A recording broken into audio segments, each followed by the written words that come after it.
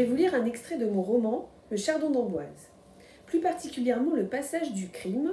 Il se déroule à la tour Ortho, au château d'Amboise. La jeune guide dévala l'énorme tour cylindrique à grande enjambée. Elle devait courir vite. Avec un peu de chance, le professeur avait oublié de fermer l'imposante porte cochère située en contrebas. Des larmes coulaient sur son visage. Elle pleurait de rage.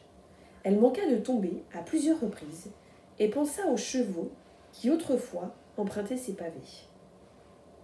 Si j'arrive à m'en sortir, j'enverrai paître McDouglas en villégiature, c'est-à-dire sous les écrous. Émilie, la jeune femme, s'arrêta net. Une ombre passa devant elle. Un frisson glacé lui parcourut l'échine. Une émanation de lumière avait donné naissance à des formes fantasmagoriques qui déferlaient sur le mur. Une personne descendait à vive allure. Les ombres devenaient de plus en plus imposantes. Dans quel guet-apens le professeur l'avait-il fourré? Sa leçon prenait beaucoup trop d'importance. Le vieux ne perdait rien pour attendre. En proie à l'angoisse, elle se figea sur place et fit face à un décor de drôlerie. Un couple de curieux, situé sous une console d'encorbeillement, constituée d'une pierre saillante. La base des chapiteaux était ornée de divers culs de lampe pittoresques. Les traits grossiers des deux visages et le gueulement de la femme les représentaient comme des vilains grimaçants. Émilie devait étudier les nombreux culs de lampe de la tour Ortho. Celui qui lui faisait face montrait une femme dans un rapport de domination et de violence envers son mari. Les images d'un grand désordre, la peur masculine de révolte de la femme. Elle n'eut pas le temps de noter ses observations sur son carnet. Un bruit étrange lui fit tourner la tête. L'ombre réapparut de manière encore plus effrayante.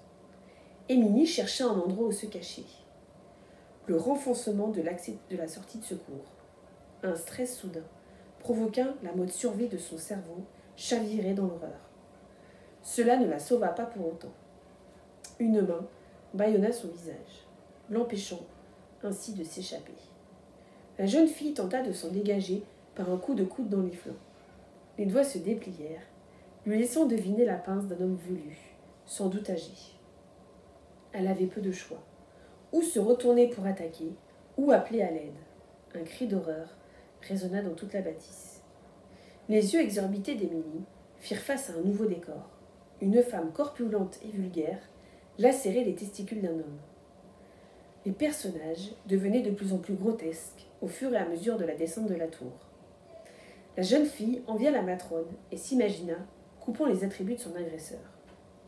Prise dans ses filets, se sentant incapable de bouger, elle vacilla. La main se referma plus fermement, lui obstruant complètement les cavités nasales. Elle chercha l'oxygène, mais ne trouva pas un trou d'air sous les phalanges. Sentant la fin arriver, son cortex ordonna à ses membres de trembler. Privée d'oxygène, ses neurones se mirent en mode pause. Soudain, la jeune guide ne toucha plus terre. Le battement de ses jambes ne fit qu'accentuer sa suffocation. Une forte pression lui fit tourner brusquement la tête, la maintenant face au mur. À bout de souffle, dans un geste désespéré, elle griffa les parois de la tour, effritant la craie sableuse qui tomba au sol.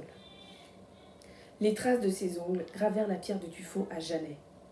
Par un geste sec et précis, le tueur lui brisa la nuque, la moelle épinière se répandit le long des vertèbres, le corps retomba lourdement sur le sol, tel un pantin désarticulé.